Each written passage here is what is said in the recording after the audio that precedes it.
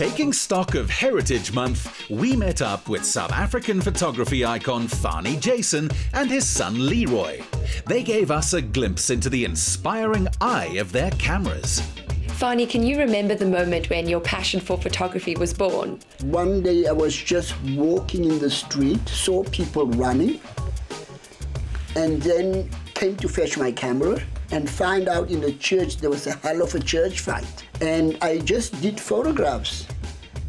And then bumped into a guy, said, wow, this is amazing pictures, Fanie. So the Drum magazine bought 7 of my photographs, which they ran. That was my first essay without me knowing it's an essay. People started knocking on my door, and then that is where I started getting into beauties. You know, I became like, you know, the Hugh Hefner of the township. You know? Everybody wants to be seen with this guy that produced all these beautiful photographs. What do you remember about your dad's work as a child?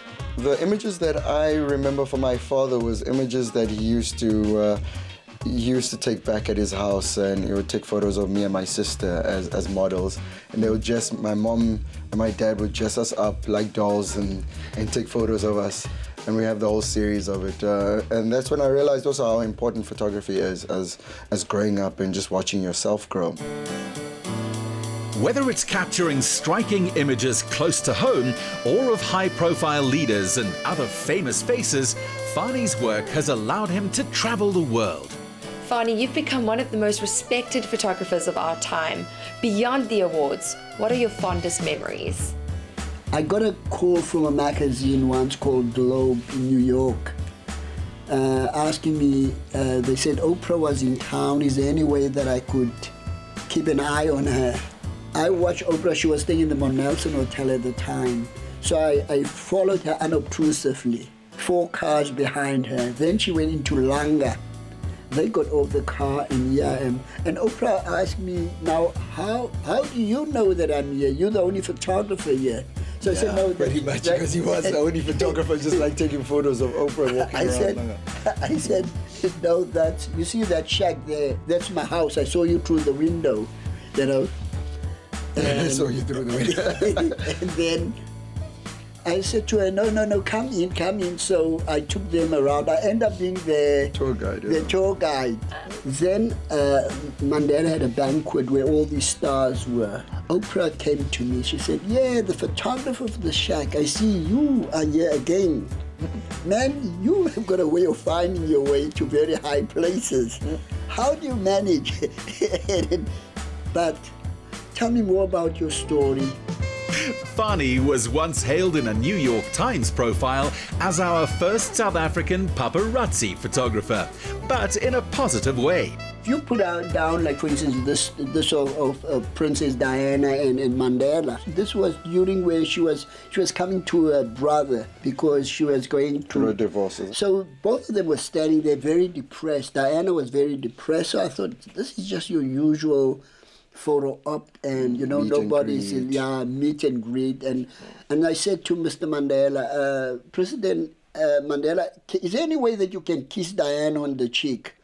So they both are burst out laughing. So as Mandela explained to me, he said, Fanie, no, look, protocol don't allow us to kiss, but if you don't mind me shaking hands. And one thing about Mandela, as photographers, the press, we always had a very great relationship with him in terms of, you know, he would always communicate with the press, he himself, and you remember everybody. With his dad as his mentor, Leeroy has managed to create a unique artistic vision to become an award-winning photographer in his own right.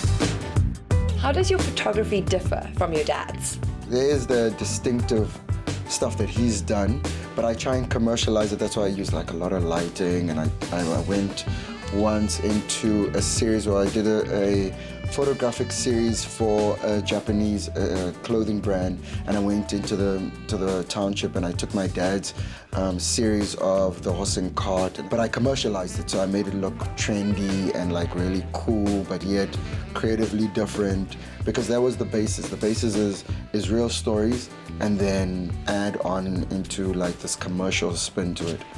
Why do you think a single image can be so powerful? With a single image, you have to capture time, mood, emotion, the weather, wind. Images or things, sound, all of these things composed into one frame. And if you get that right and send it into time, it makes it,